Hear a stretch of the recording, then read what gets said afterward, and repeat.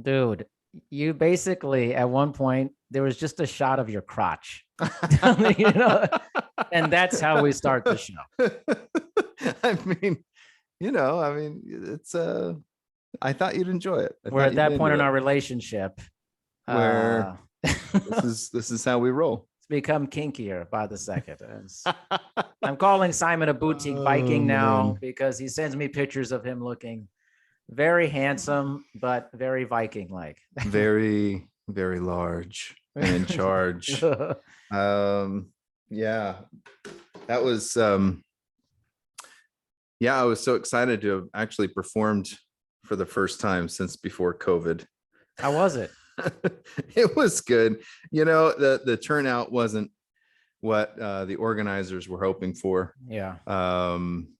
But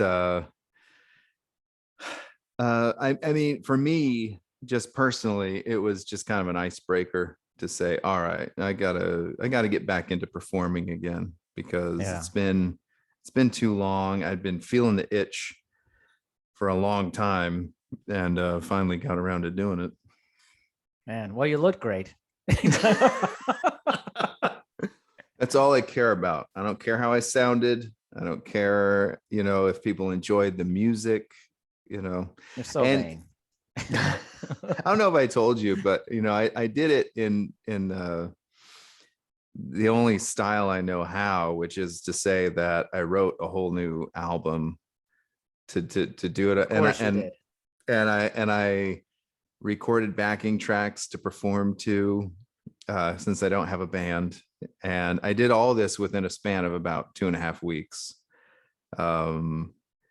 So like I was writing lyrics for the songs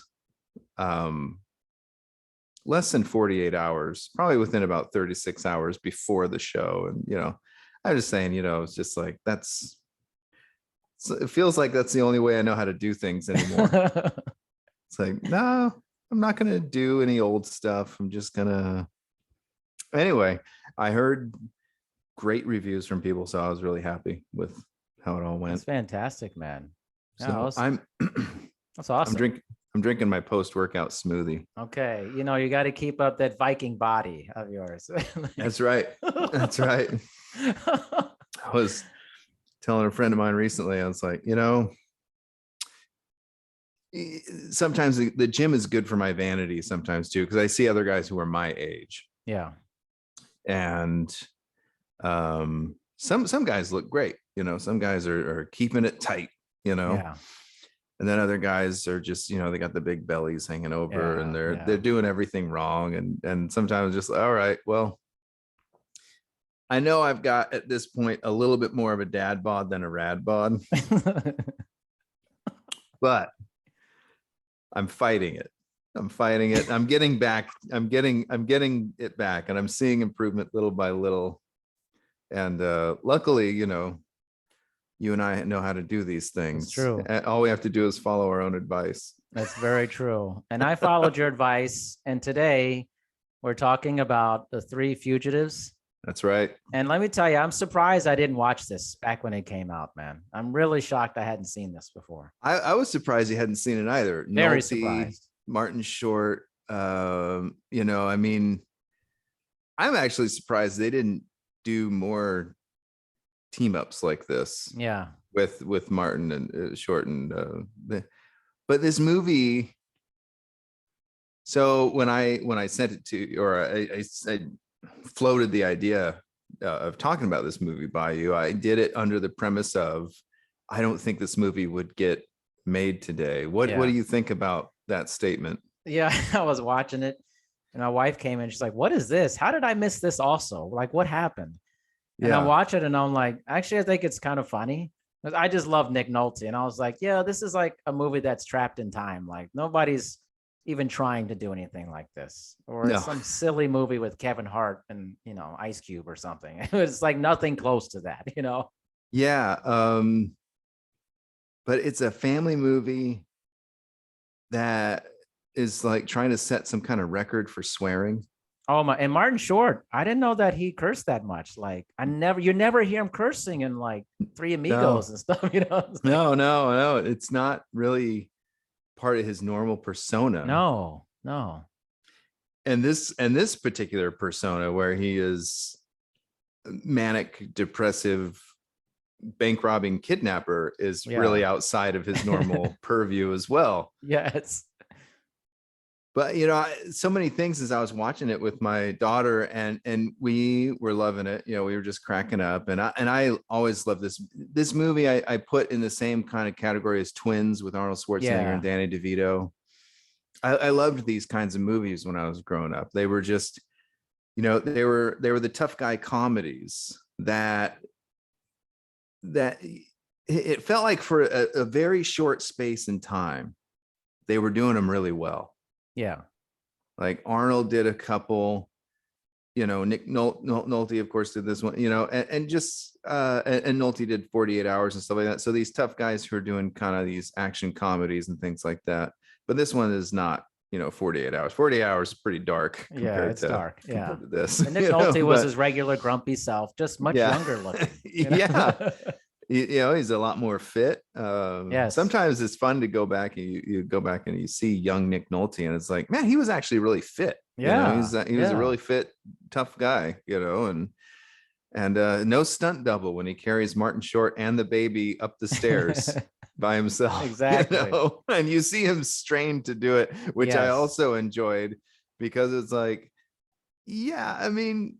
just because he's a tough guy doesn't mean carrying 2 people in his arms up the stairs is going to be easy. But if Arnold would have done it, they would have made him look like, oh my God, they were floating on air. You know what I mean? And a pun would have happened. I had to pick something up. Hold on, I need to pick something up. Yeah, it would have been so cheesy, but so enjoyable at the same time. Yeah. But there was just a handful of scripts that I felt like hit a really good balance of having enough heart, and this one, it gets really cheesy sometimes. It has that synth, like things going it's super so cornball, but it kind of strikes enough balance of having some real heart to it. You really care for the characters, and at the same time it's hilarious and it's funny, and it's got, and I don't want to keep harping on the swearing, but I was just thinking about just like, you don't get a lot of family films anymore with a lot of swear words. No. And this, who was it? Somebody was just talking to me about how they went back and watched a movie from their childhood and thought, oh, I would never let my children watch that. Guess which movie it was? What was it? Goonies. What? There is a parent who grew up with Goonies, went back and watched it and said, oh, I would never let my child, because the kids are talking like kids. Yeah. That's the brilliance of those movies back then. Right. Is that the kids talk and act like kids. They're not, they do playful, silly things and stuff like that. But have you been watching Obi-Wan Kenobi? No, actually, my dad has been telling me to watch it. I just haven't got to it yet. The girl, Princess Leia, is in it. Sorry, spoiler. No, it's all good. But yeah. And, I get it. She's Princess Leia, so she's supposed to be really cool. But she's 10 in the show. Mm-hmm. She does not talk like a 10-year-old. And at one point, Obi-Wan Kenobi says, you don't sound 10 like you're 10. Yeah. But at the same time, what we're getting over and over, and I used to, and still am, a champion of women empowerment and things like that. But what we're getting over and over are female characters that are way too cool. Does that make sense? Yeah, no, it does make sense. Yeah.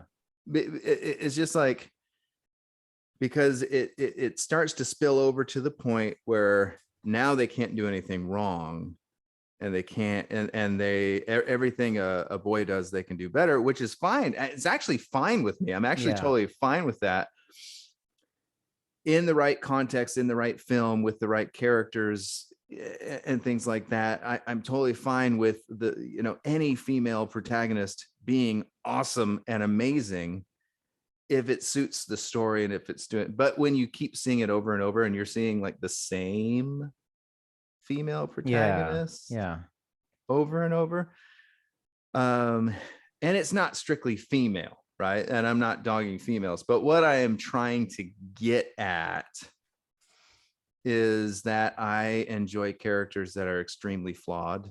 Yes. And I enjoy characters that act like the character that they should be, not like what they need to be for the plot. Yeah. Does that also make sense? Yeah. And that is a genius of something like a Goonies movie that we used to get back then, because the kids aren't super, they're not like super smart, way more intelligent, No. all this kind of stuff. They're just goofy kids. It's like, that's what most kids are. Yeah. And they just get caught up in this adventure. And but if that movie were made today, these kids would be super intelligent. The grown-ups would be even more over the top stupid than they were in Goonies. Yes. You know what I mean? Exactly. And they'd cut out all the swearing. And in doing so, they would cut out anything that might be interesting or any kind of room for growth in a character. And that's what I'm getting at when I talk about the female character who's now getting too perfect. It's the Rey Skywalker character, where you've already started out with no room for her to grow because she's already awesome at everything. And you compare that to the Luke Skywalker character, all that guy had was room to grow. Right. Exactly.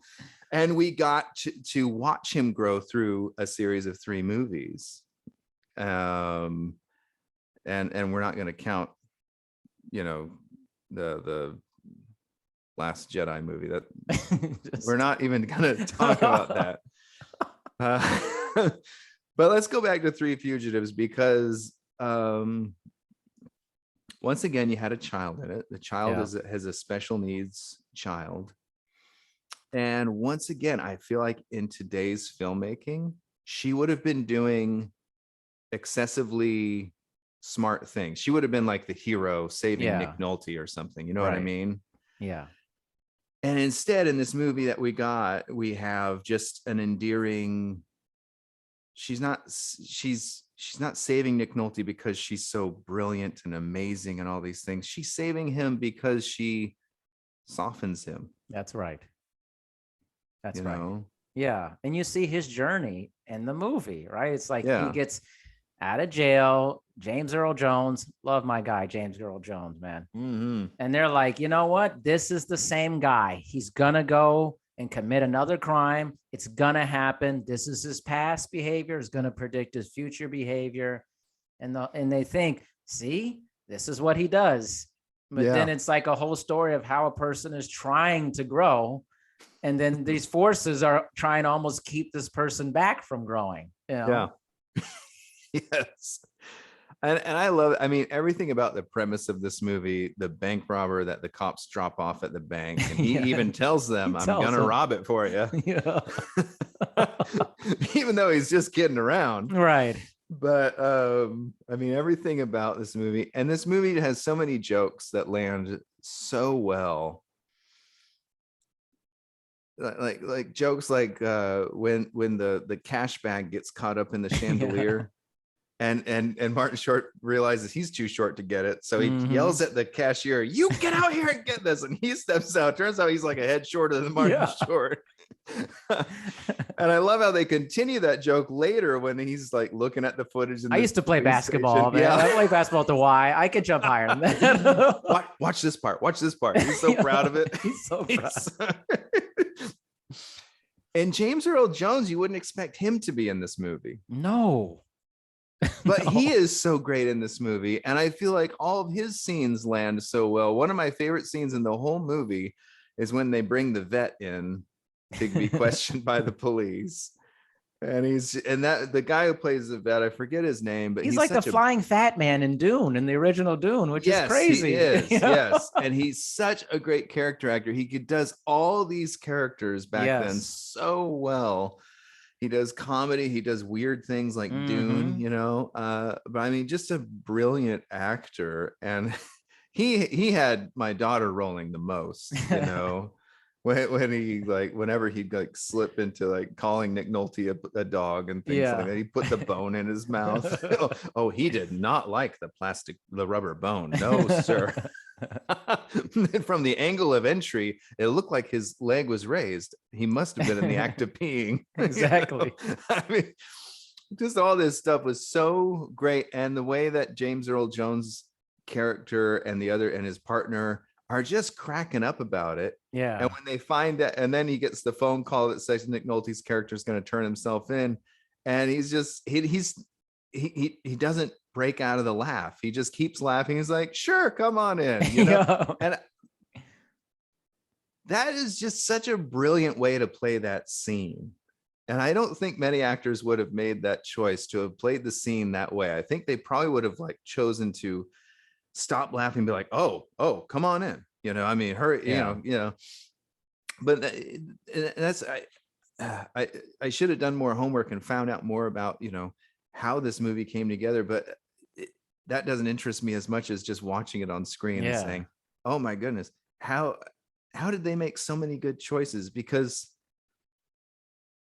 the scripts, what people are saying, usually it really isn't that funny. Yeah.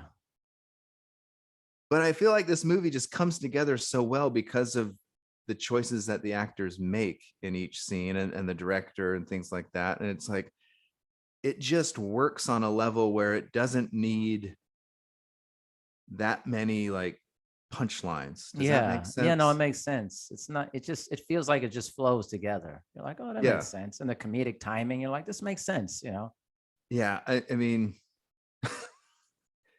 Martin Short's one of my favorite people. He's hilarious, man. Ever. And if you ever see him interviewed, his interviews are my favorite. They're so good. He's to me, he feels like he's on that level with Robin Williams, that kind of level of brilliance, and his mind just everything's firing at 110%. You know what I mean? Yeah. I feel like I don't think you could ever stump him. You know what I mean? He would just he has a response for anything. And if he doesn't, then he'll just fall off the chair or something like that. You know what I mean? He'll find some way to make anything he's doing hilarious and just enjoyable to watch. Because he's been in some stinkers. Of course. Yeah. But this was a different turn for him. I was like, why have I never seen this version of him? Really? Yeah. What happened? I want more of this. Yeah. Right. Where you see he gets to play the whole gamut of emotion in this show. Yes. I mean, just the first scene he's in, he doesn't enter the movie for about 10 minutes or so or something like that. But when he comes in with a bang. And from the get-go, you can see that he plays it serious, but all these funny things are happening. And I think that is part of the brilliance of somebody like Martin Short as well, that he knows how to play a scene.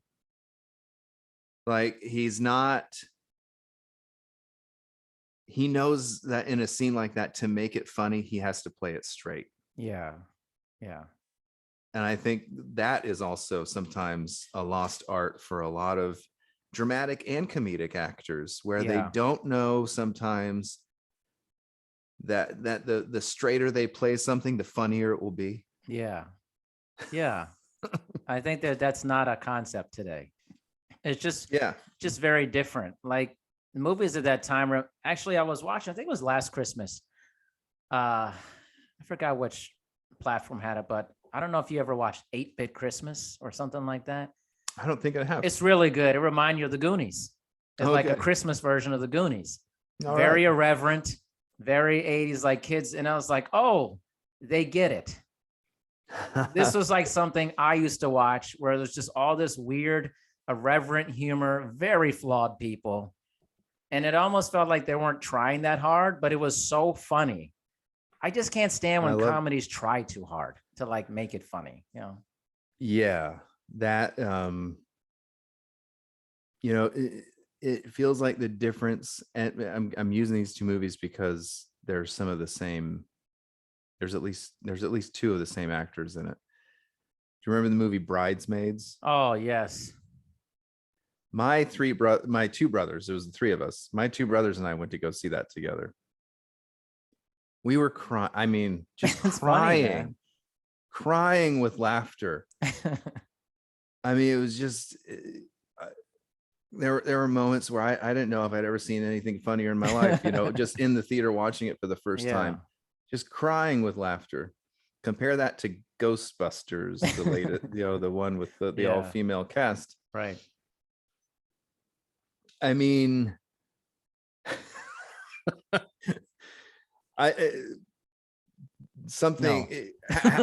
how could you have that many brilliant comedians in a movie and create something so unfunny? But it's because, once again, like, go back to the original Ghostbusters with the original cast. Those are really funny guys. Yes. But Bill Murray is the only one who's really not playing it straight. Right. Everybody else, they're not really finding the humor in any of the situations. Bill Murray is the only one who's kind of the oddball goofball of the group. And that was that's the whole problem with things like, just like you said, it's like, just because you are funny doesn't mean you have to be funny. Right. For the movie to be funny. Right. I agree, man. They're so serious. It's so funny in Ghostbusters. And Dan Aykroyd's characters, like, there's a lot of psychic turbulence, and like, he was serious, but I thought that was so funny. Like, yeah. I mean, does Ray really ever make a joke? No, it's all serious. Yeah. I mean, Egon, I think he might make one joke in it, and you can see that he's proud of himself. I'm trying to remember the scene. I'm trying to remember what he says, but he like turns and does a little smirk, like, I know I made a joke. Because it's the one time he makes one. Everything else is like, I collect spores, fungus, and mold and stuff like that. It's like, it's like serious about it though. Like, oh man. One of my favorite scenes of Egon's was actually from Ghostbusters 2, when Sigourney Weaver's character is saying goodbye to him. He's in his lab doing a little thing with the puppies and the kids and stuff. And he's working with like temperature, I think, something like that. But anyway, she says goodbye to him, gives him a little kiss on the cheek, and he's on cloud 9 because she gave him a kiss on the cheek. And then he turns to his assistant and says, let's see what happens when we take away the puppy. Yeah, exactly. It's like, he just got something that he loves, so now he's going to take away something. Exactly. I mean, you know, that is, and I hate to be like the good old days, because there's brilliant movies coming out all the time. Sure. We have brilliant movies coming out all the time today. But there is something like, oh man.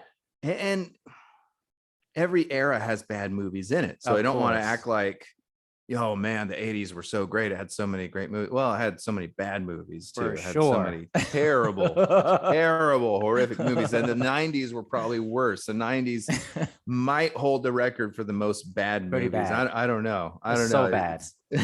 It's very bad. But so I don't want to sound all stodgy, like, you know, oh, the good old days. But I do feel like we're just going through a phase right now. Yeah. In filmmaking, where directors and script writers and screenwriters feel like everybody in a comedy has to be funny. Yes. Does that make sense? It does. Yeah. So there can't be any characters who aren't funny. It's like, well, no, that is actually really watering down the comedy and making it so the whole thing isn't funny anymore. Yeah. Because we no longer are highlighting something that's funny, and we're now just like, you know, and nothing's believable anymore. No. Like the original Ghostbusters, once again, I mean, it's one of the most perfect comedies. And in my mind, it's one of the most perfect comedies ever, because there's actually a lot in it that's not funny, or it's not like it's not a gag every second. Not everything that comes out of somebody's mouth is funny, That's true. And so, and a lot of the stuff that is really funny that lands so well is stuff that, like them walking up the stairs, going through this whole heroic stance, and then the next scene they're just dying trying to walk up all the flights of stairs to get to the final battle.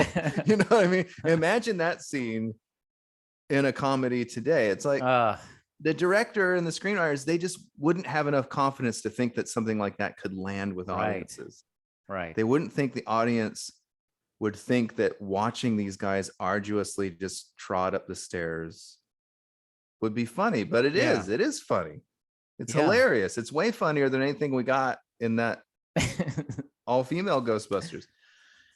I don't know what to call that one. Does it have a specific name? I don't remember. It was not memorable. Oh, wasn't it called like Answer the Call or something like that? I don't honestly, it was not memorable for me. I was like, I was like, it's hard when something like a masterpiece was created and then you want to keep creating like a franchise out of it or come back to it. It's like, I don't know, man. It's like, yeah, it's definitely not something that needed to be revisited. I understand from a money, sure, that we want to make money, so we have this title that we want to make money out of. And I didn't actually even see the latest Ghostbuster. I haven't seen it. Afterlife. I haven't. I heard it's good. I heard it's pretty funny. But I heard mixed things. That's why I just was like, you know what, I'm good. I think I've seen the first two, which are amazing. I mean, the second one, nothing could have lived up to the first one. The first one just came so far out of left field where everybody's like, Ghostbusters, what? And all of a sudden everything from the theme song. Oh, so good. Yeah. So good. When you have a theme song that's like a top 10 hit on the radio, then and it's not like a theme song. It's not like a Disney theme song where it's like a love song or something like that. He's singing about the Ghostbusters. The Ghostbusters. It's kind of funky, It's like, I mean, so, and actually the second soundtrack was actually really good too. I agree, totally. It had really solid tracks in it. Put some Bobby Brown in that action. I was like, too hot to handle, too cold to hold. They call the Ghostbusters and the ink control. So good, man. So good. Back to Three Fugitives. So once again, most everything that worked for me in that movie is that the characters don't find the situation funny at all. No. And that's why it's funny. And it goes back to a definition of comedy, that comedy is actually based on tragedy. So what is tragic to someone else is now funny to you. Right. Yeah. So if I slip on the banana peel and I get hurt, well, that's not funny because I'm hurt. I'm in pain. Right. But if someone else does, oh, that's hilarious. Yeah. And I think that's the key to a comedy like Three Fugitives and things like that. You're watching people go through hell, basically. Yeah. Nick Nolte's character is just trying to lead a good life, and that's right. And nobody wants to let him. Nope. That's exactly right. I mean, if you describe these characters, you're like, wait, this is a comedy? Martin Short's character, his wife died, and now he can't hold a job because he's so depressed, and his child hasn't spoken since his wife's passing, and he's robbing a bank to pay for the special school for his child to go to. This isn't funny. No, there's nothing funny about this. No. But it's hilarious in many parts. It's like, oh, this is funny. Yeah. Oh man. And part of that is, if you would have told me that Nick Nolte and Martin Short are doing a movie, and you would have told me that would be amazing chemistry between those two, I'd have been like, Yeah, same I don't here. know. I don't like, know. maybe, I don't know. I don't know about that. You know, these guys seem like they're just completely different Yeah. animals. Yeah. But it's one of those movies that really works. I feel like Nick Nolte came with just his normal self. Like he was just Nick Nolte, and Martin Short had to become someone else to make it work. Like that's what it felt like to me. Like, but still be himself. That Nick might Nolte was be. himself, man. Like, But at the same time, I saw him. One of the things I love about Nick Nolte is I've never seen him in a movie where he phones it in. oh, never. So you're thinking he's in a comedy, and he's just going to be kind of in on the joke. Wink, wink. I'm a tough guy in a comedy. Here's some one-liners. Here's some, you know what I mean? It'd be like what you get from a Sylvester Stallone That's comedy. right. Yeah. Something just really horrible, like Oscar or something, or don't Stop tell my mom will shoot. Yeah, all right. Stop my mom will shoot. Something horrific like that. But once again, Nick Nolte plays it totally straight. Oh, it's true. He doesn't tell any jokes. No. He doesn't mug for the camera. Nick Nolte is in a straight up crime movie. Yeah. You know what I mean? Yeah. But we're laughing. Yeah, exactly. I mean, he's just trying to get his life together. Think about a guy who's trying to get his life together. Oh, this is a good story, like, yeah. There's all this stuff keeps happening to him. He's like, why can't I catch a break here? I don't want to do this. I don't want to do this. Yeah. Oh man, when he just like is slamming Martin Short to the ground. Like, 5 years. Yeah. Blah, blah, blah. He's so angry. He's so mad. When he takes the gun from him and he takes over the bank robbery, basically. Yeah. Like, Dugan, come on, Dugan, get all those snipers off the roof. I mean, he knows what he's doing. He's like, this is how you do it, okay, idiot. And Martin Short, once again, he like, oh man, it was just painful to watch him, accidentally fire the gun or shoot him in the leg, and just like, oh my gosh, like, wow. I mean, everything that could go wrong goes wrong, terribly wrong. And once again, I feel like if they were to make this movie within the last 20 years, Martin Short's character would have gone to jail. Yeah. And then they would have shown him, like at the end, some kind of happy thing. They're visiting him and he's going to get out soon. He's going to get on probation or whatever. And he's going to be able to visit his daughter. You know what I mean? Things like that, that would be how that movie would end today. Yeah. But because it was made when it was made, they just keep being criminal. They just keep being criminal. They go for Canada. Go to the border, baby. Yeah. You play a woman. I'll be the guy. Like, did you see the ending coming? Where you're just like, oh, no. I saw that coming. I was like, well. I mean, it's like, well, they were trying to wrap it up. You know what I mean? It's like, I was like, oh, well, the movie's about to be over, so this is coming to an end quickly. I was like, but I just loved that whole ending. I loved how the movie just kind of meandered. Does that make sense? There's no climax to this movie. It just keeps going. It just keeps going. Like they keep getting into these incidences and then to the next one, to the next one, to the next one. And there's no like final face off. There's no nothing, And I think maybe an audience today might wonder, what they might walk away like wondering why there wasn't some giant beam in the sky and big explosions and things like that. You know what I mean? Yeah. I remember a good example, I think, of this. I remember the first time I ever I was listening to David Bowie, and my mom was asking me, I was visiting my mother at the time and my parents, and my mother was asking me, why do you like David Bowie? I mean, what's so great about him? And I was like, well, I just love all his music. And I put on what I thought would be a universally just kind of like, everybody can get into this song, I put on Young Americans. Mm-hmm.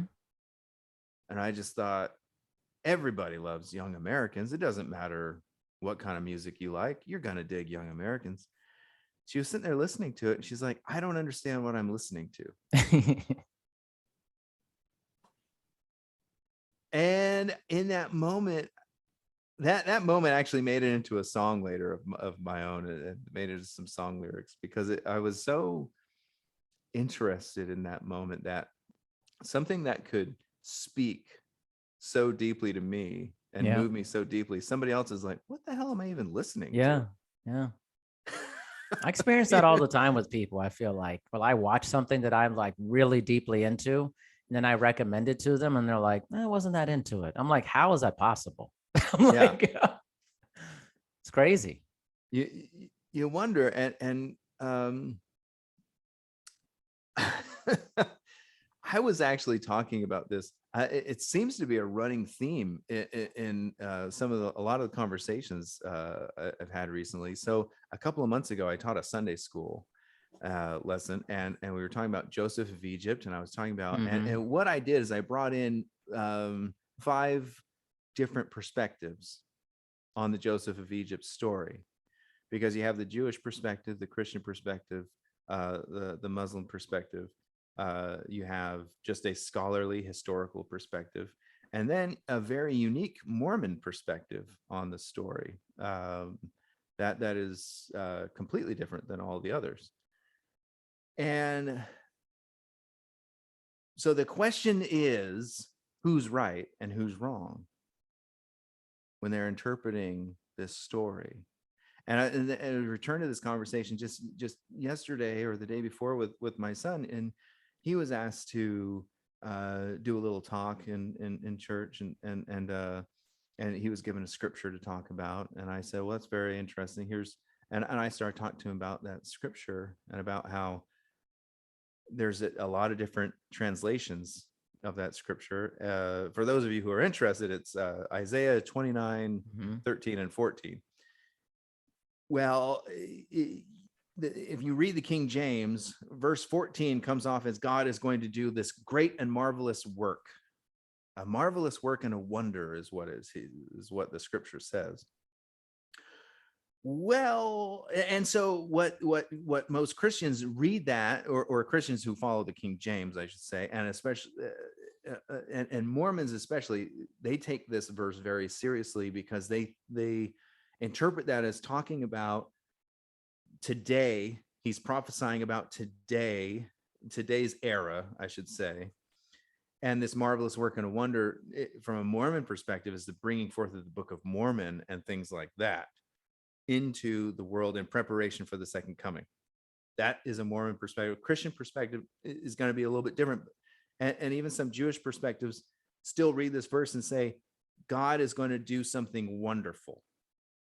Well, then you go and you read all these other translations, and instead of wonderful work and wonder, they're using words like obscurity.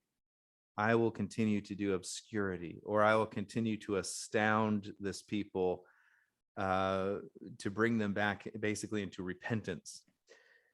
A very negative connotation, or I mean, negative, positive, tough love, maybe. Yeah. So anyway, to wrap this up, I'm just talking to my son about, if you just go to a different translation, you're going to read this completely differently. It's going to mean something completely differently. And once again, you have to ask the question, who's right? Who's wrong? And what I was talking to my son about is the power of metaphor. The power of metaphor, the power of strong and engaging storytelling and things like that, is that they can transcend, and that you can take something completely out of context even, and you can misuse it and abuse it, and it still holds some truth to it. It holds some kind of veracity to it that extends beyond the bounds of which it was written and intended, and its original intention. Three Fugitives probably doesn't do that. No. But to what we're getting at, I think that is just so interesting how things can transcend meaning and also just be meaningless, depending on who you're talking to. Completely. Something that is so meaningful to one group of people has no meaning whatsoever for somebody else. It's incredible. It really is. Sometimes I'm stupefied by that. I'm just like, wait a minute, this was really like in depth and really well done. And like, no, I don't know. I just fell asleep. I'm like, okay, what time did you watch this? Right? Were you on your phone while you're watching this too? Like, come on. That is a problem. You're double screening. Come on. Once again, I sound like an old fart or something like that. But I tell you, our attention span, our ability to focus on one thing, and I can be as guilty of it as anybody. Sure, yeah. I have a stack of books of like 30 books next to my bed because I keep going from one to another.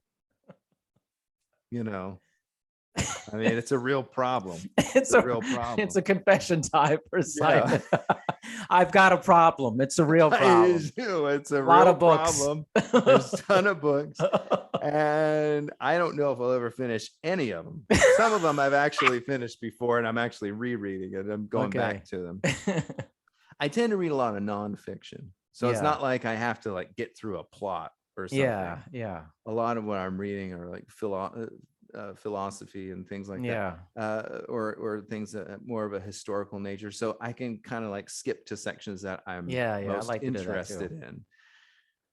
But it is like, I mean, I can relate to people who are just like watching a movie, but also looking at their phone and then there's something like that. You know what I mean? And it's a real big deal today. Seriously. It is. It's like watch the movie or show.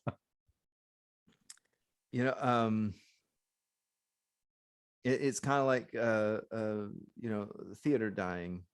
Yeah. Because in the theater, it's just rude to be on your phone. Of course. Especially live theater. Of course. It's really rude to be on your phone. And I say especially, but I think it's just as rude in a movie. Yeah. But from an audience perspective, I think it's just as rude in a movie. From a performer's perspective, I think it's even more rude to be on your phone during a live play. But I just look around and see unconscionable people, just people without conscience, looking at their phones during what has been, months in the making for these people. So much hard work, and they're just like, oh yeah, what's going on Instagram? Like, what could be so important? I don't know. Nothing. That is the thing. There's nothing that important. It's so weird. It's nothing. I mean, I hate to make absolute statements, but I'm going to make one right now that 99.999% of the time that somebody goes and looks at their phone when they are supposed to be paying attention to something else, there was nothing important going on. I agree. I think it's absolutely vapid. There's literally nothing. It's just a doom scrolling adventure. It's all it is. I mean, and sometimes I miss out on things on social media. Shannon keeps me up to date on things, but because I just try not to be a scroller. Yeah, I'm not into it. And I'm sorry, I get on there and I love to see things from my friends. I love to see updates and things like that. But if I have to look for it, I ain't finding it. You know what I mean? If it ain't just like right there, I don't want to look for any updates about my friends, honestly. They just better text me. I mean, how this friendship works. We're texting each other. So like, no messaging on social media. I don't even have it.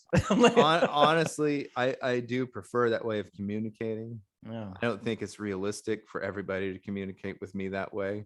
Yeah. So, when somebody's just putting up engagement photos of their kid, or whatever, something like that, I think that social media is so wonderful for those kinds of things. I don't even want to know that. It's worth missing, probably. Yeah. I mean, I'm trying to watch another show or something. I don't know. Everything can't be that important. No. But actually, but real communication. I prefer, like real communication. Yeah. And even text communicate. I'm totally fine with just texting or messaging or stuff like that. I think that's a wonderful way to communicate. But I do prefer it to be one-on-one. I don't want to just like have a conversation on somebody's post. You know what I mean? No. If I see somebody on somebody's post that is interesting, I will normally private message. That's exactly right. Yeah. I probably won't start the conversation in their thread, which is not good for their algorithm. I know. I'm supposed to be helping them promote their post algorithm. And everything. Just like, no, I'm supposed to be helping them get as many likes as possible, but I don't know, man. I just want to talk to people like this. That's the world I want to exist in. I don't even really want to exist in other dimensions. I mean, I'm sure, I guess mathematically I do, is string theory or something, but you do, I mean, who cares? I want to be like right now, like there's another version of you out there that is addicted to Facebook. Now here's a question. Would you want to meet these other versions of Simon? Yeah. Really? Oh, I want to kick their ass.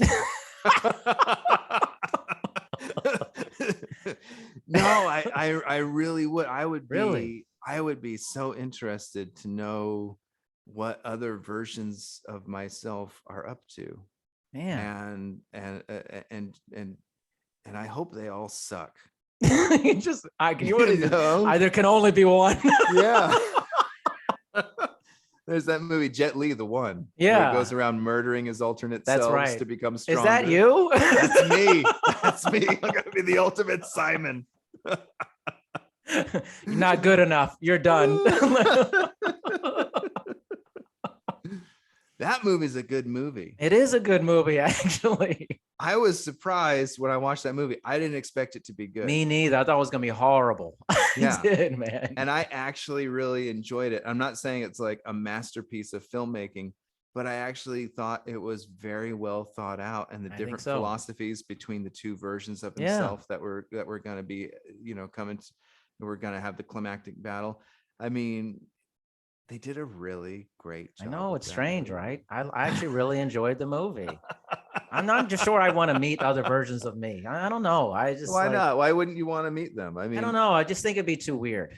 I'm like talking to you. I'm like, why do you look like me? This is so weird. Like, I would have a hard time processing it. I feel like I'd be like, this is just strange. I mean, it would be strange. It would be monumentally strange. But I think I'm into it. Man, this is a kinky version of I think I'm into it. This is the BDSM Simon. Oh, so into it. So funny. I just want to start having a conversation with myself and then just sucker punch me. You know what I mean? What was that for? It just felt like it. Yeah. That's for being you. That's something that I've deserved all this time, but nobody's done it. So I'm doing it to you. It feels like we're even now. You know what? It's an interesting thing. I've been watching Time Traveler's Wife, the series, which is so weird. It's so weird. But he meets himself at all different ages all the time. And it's like, wow, how you would you talk to yourself if the 32-year-old version of yourself met the 8-year-old version of yourself and you had lunch together? I just think that'd be so weird. I'd be like, kid, you're an idiot. Yeah. Well, I mean, first and foremost, I would say, right around 2012 or something like that, invest heavily in Amazon. That's what I would tell them. Heavily. Save as much money as you can and buy as much stock in Amazon as you possibly can afford. Borrow money, beg and steal, and invest in that company. And around 2022, sell it all. Just sell it and retire on an island somewhere. I want you to meet the other version of you that really loves the music you hate. That's what I want you to meet. Yeah, he's really into Brooks and Dunn or something. He's love trap music and stuff. It's just unbelievable. He's just into club music. Yeah, he's clubbing. Yeah, he's clubbing. He's just clubbing Simon. There's versions of you hate so much. Man, He's like, what's that in your pocket, roofies? Yeah, you're like, Like, dude, you're like, I hate you so much. Like, everything about you I detest. And that would be a good buddy movie right there. Right. Right there. That's a good just meeting the version of yourself that you absolutely detest. Like that's a good detest. Like you met them and you just couldn't stand anything. You're just like, I would never want to know you. But it's you. Like everything about that person is you. It's disturbing. I've always said, if my wife Shannon ever left me, I'd understand. I wouldn't want to live with me either. You know what I mean? I mean, that might sound kind of dark, but the worst roommate I think I could ever have is myself. Wow. I mean, it got dark, man. I mean, not that I'm such a bad person, but you would look at you and be like, you'd have those moments. You're like, wow, this is what other people have to put up with. You're a horrible person. You're horrible. You're a horrible like the movie Multiplicity over and over again. We're just yeah. you get it. Yeah. I would probably catch myself sleeping with my wife. Oh my God. This is like, real what dark. What is wrong with you? The other version of you. Yeah. Like, okay, yeah, I get it. There's a lot of flaws in this. I'm telling you, man. I'm like, I don't know, man. It might be too much. I'll just be judging the person all the time. I'm like, I don't know, you're me, but it's just weird.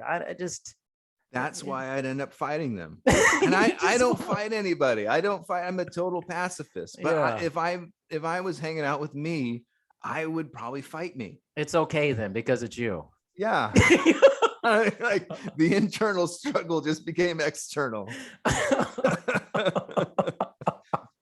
kind of like Gemini Man. Yes. Yes.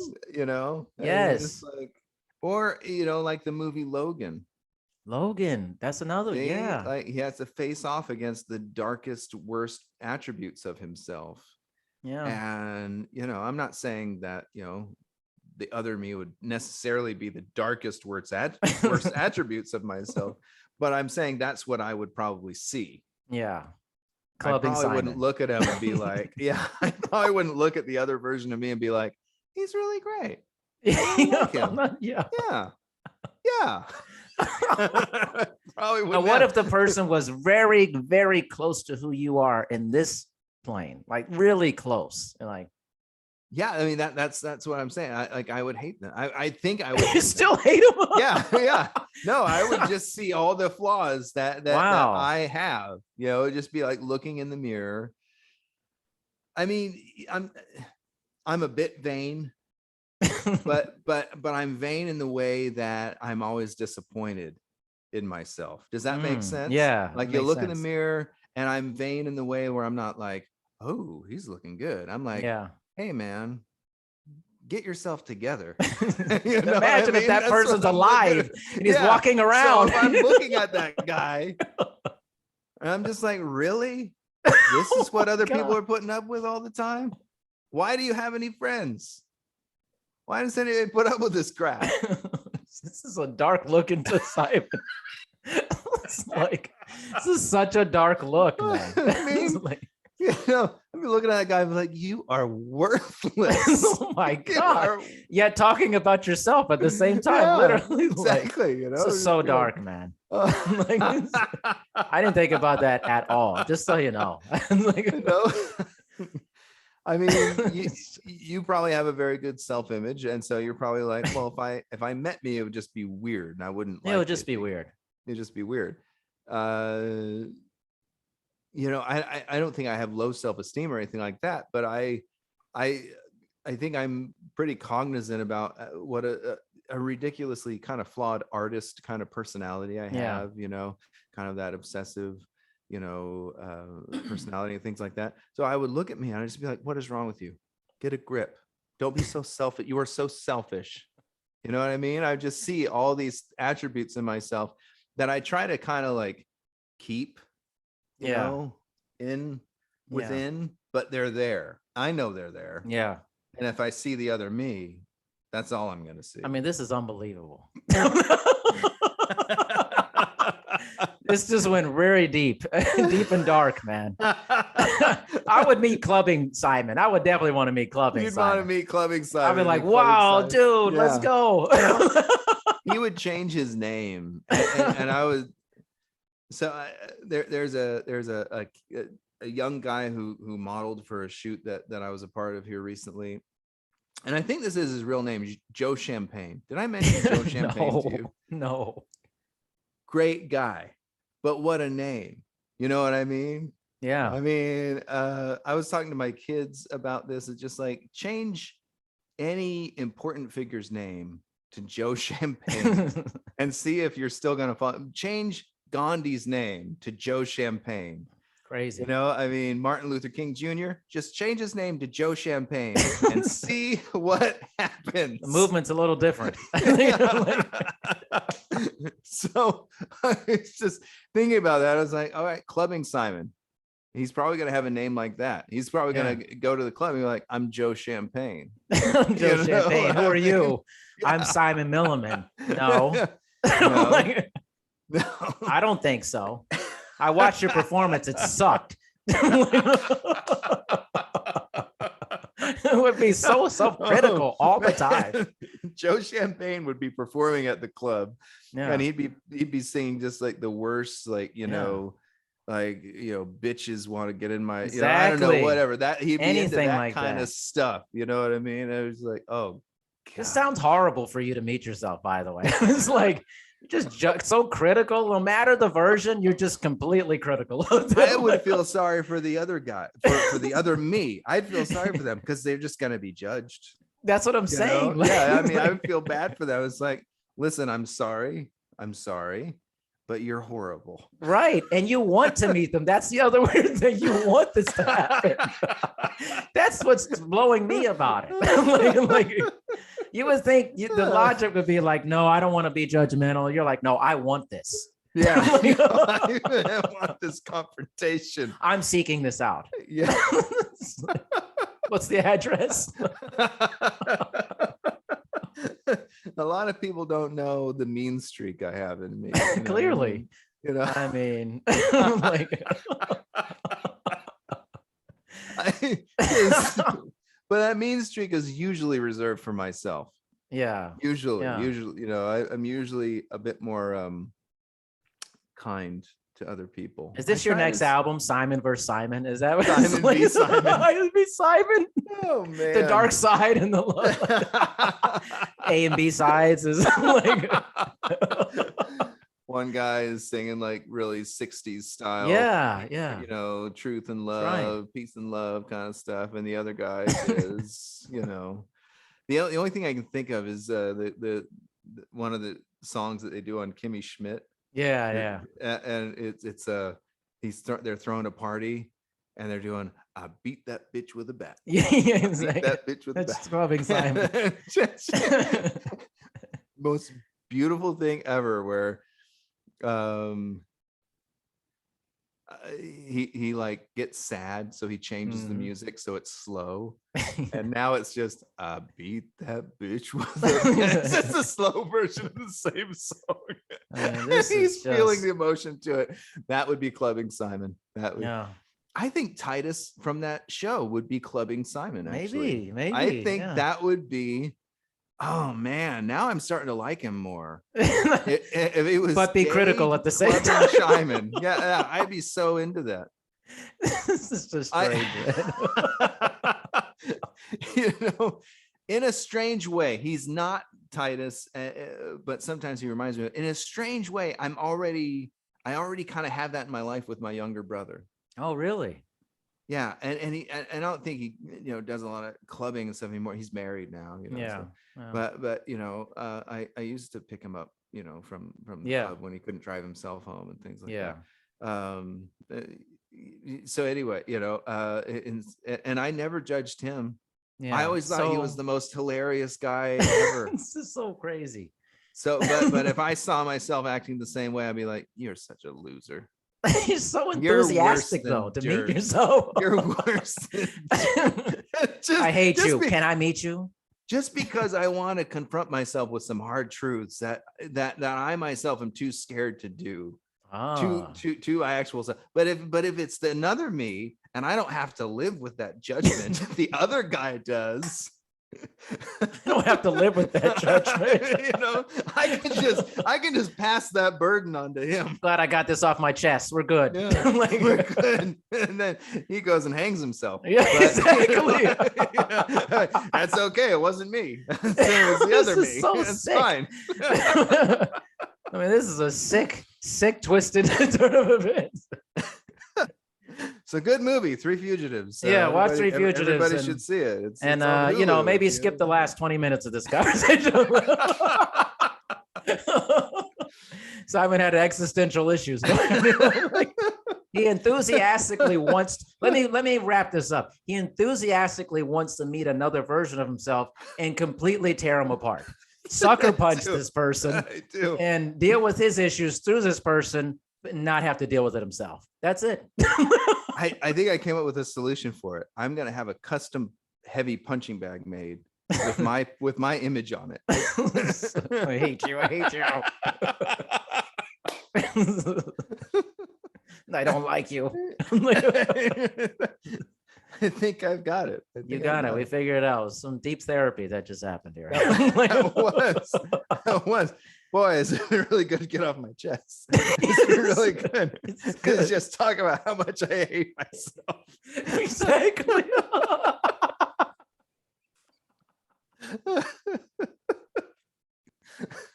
That's so bad. I just needed somebody to know. I just needed somebody. It's just so bad. It's like you just started going on in my mind. I was like, wait a minute. Am I hearing this correctly? I'm just being honest. Just being honest.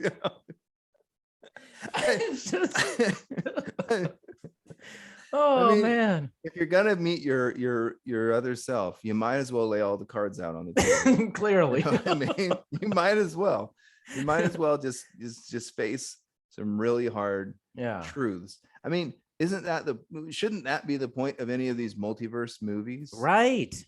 Which I haven't seen either of the newest ones yet, so nobody spoil anything for me. I haven't seen the one it. I really want to see is the everything all together all the time. That one, the Michelle Yeoh one. I'm not that curious about the Doctor Strange one, but I feel like I need to watch them both to compare and contrast. Yeah. But that feels like it should be kind of the point of those kinds of that type of filmmaking, where if you're going to go visit multiverse versions of yourself, then you should be seeing the various versions of yourself that you like and don't like. Yeah. Well, we know what you're going to do. Yeah. It's very clear. I'm going to find some militant redneck version of myself. Yeah. And I'm just doesn't that person already exist in Alabama? I kind of find him. His name is like, I don't know, Joe Whiskey. Yeah, like Jebediah Milliman or something like that.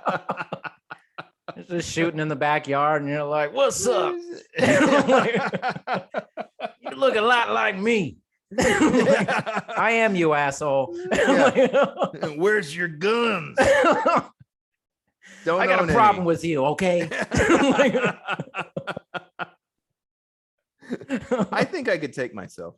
I think I could do it. So weird, I think I could beat myself. How would you know, though? Like, I could do it. How would you know? I know all my moves. I know. I'll fight dirty.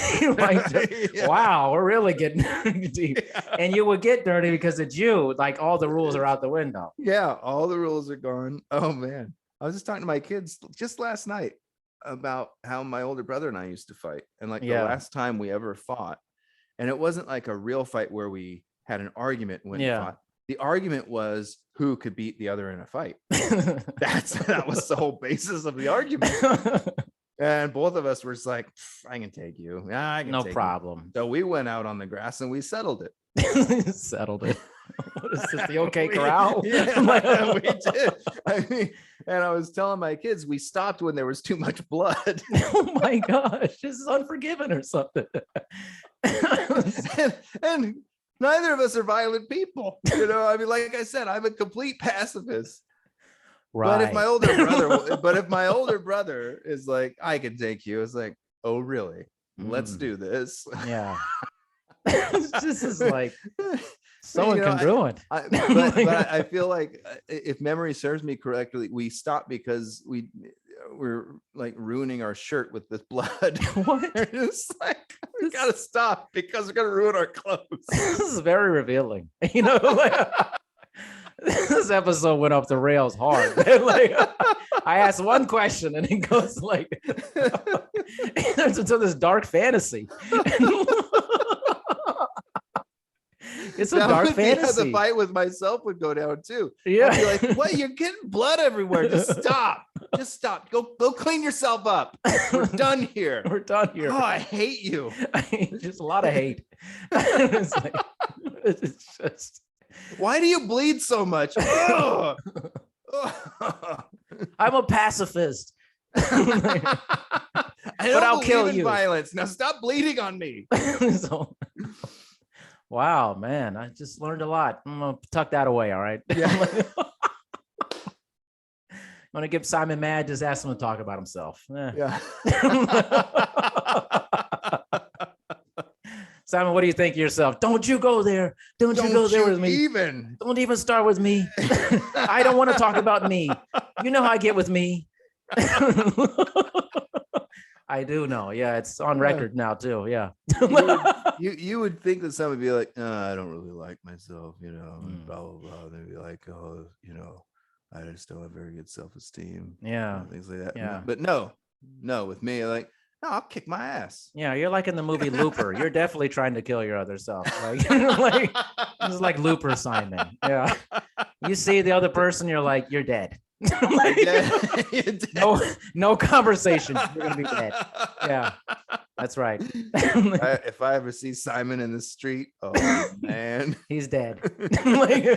He better be surrounded by cops because I'm coming after that. Exactly. Guy. I can exercise this personal demon out of me, and it's you. It's a lot of pent up rage going on. But, you know, I haven't fought anybody for over 20 years. So, you know, I got a lot of fight to get out, I guess. That's why we're doing this every 2 weeks now for Simon's purpose, getting through all these issues. That's right. He needs more time. I need more airtime to talk about how I hate myself.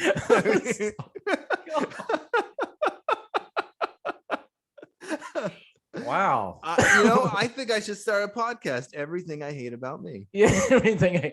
Actually, probably really popular, honestly. Like, everything I hate about me. Yeah. Like, oh, let's hear what he hates about himself. Other versions of me. That's what I hate. Yeah. It would just be like true confessionals, I think.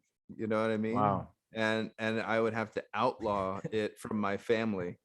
Like, you guys can't listen to this. Here's the trailer from the author of Jesus the Bastard. Comes a podcast of self-loathing.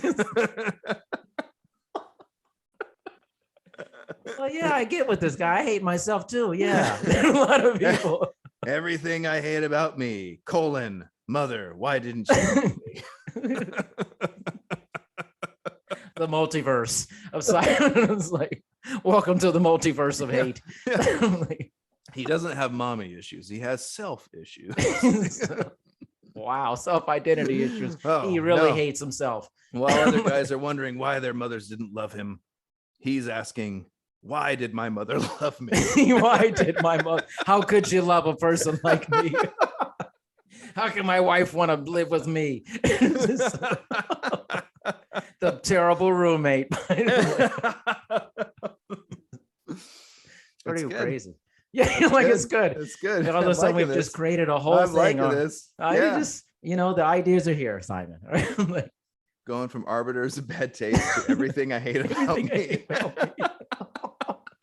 I mean, you got to talk these things out. That's how it works. Yeah. Yeah. It's been a good brainstorm. I know, that's the point. So yeah, we're doing this twice a week. Not twice a week. Geez, sorry. Twice a month. Twice a month. I couldn't handle Simon that much. Too much hate. No, yeah. too negative. He's too negative for me. Twice a month is amazing. And Top Gun next. We're doing Top Gun next. The new one, right. Maverick. That's right. I'm going to the movie theaters. I'm gonna go. Yeah. That'll be fun. I've heard nothing but good things about it. Raving reviews, I've heard. I mean, yeah, everyone loves it apparently. Which I would expect, actually. Yeah. And if you would have maybe asked me 10 or 15 years ago if I would expect a sequel to Top Gun to be good, I probably wouldn't have thought No, so. I wouldn't have been into it. No. But I actually think Tom Cruise makes really great action movies, and I think the more control he has of those movies, the better they are. I'm telling you, the better they are. He's wild, man. He likes to really push the edge.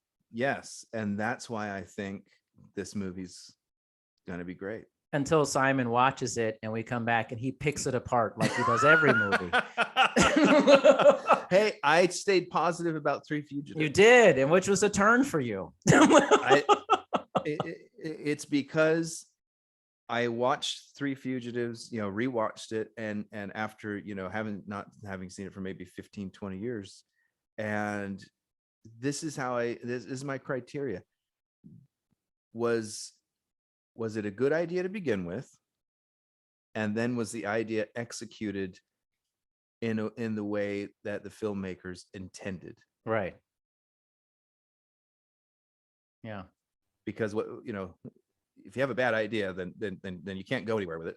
But if you have a good idea and then the filmmakers failed to present the idea, in the way that maybe they wanted to, or maybe that was deserving of the idea. Yeah.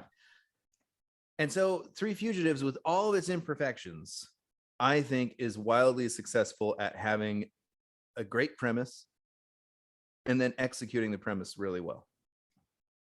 I mean, this is Simon saying this. This is this version of Simon saying this. Yeah. He didn't hate it. He loved it. I did not hate it. In fact, I loved it.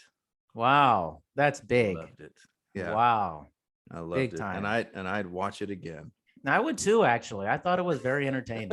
I just want to be entertained. I'm like, and it's kind of full of a few of those character actors that you saw back in the night that were kind of like they were doing character lots actors, of TV yes. and movies back then. And the guy from Ferris Bueller, he was there. Yeah.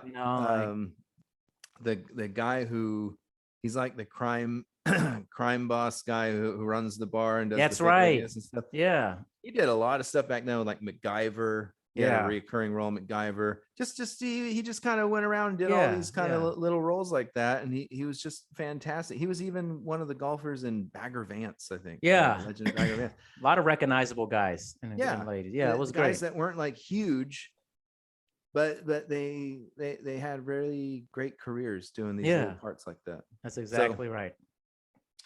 Anyway, Simon, this has been real, man. Top Gun's next. I'm excited. I'm excited to better be good, or Simon's gonna rip it to shreds. I'm gonna tell you right now, he's gonna rip it to shreds. Tom. Because he's gonna rip Tom apart if it's not good. I know Simon. He's gonna rip it to shreds. Okay, let me tell you about this. Did you see that? I mean, not enough talking. Too much blowing up of stuff. I got it down, man. I appreciate your impression of me too. Yeah, exactly. Did you guys know that I hate myself? Anyways, not enough talking. Or in the case of myself, too much talking. Too much talking. Oh man, what a time, man. Shut up. Simon, always a pleasure, man. Seriously. Yeah, man. Always a pleasure. We'll Back talk in a couple weeks. All right, later. All right.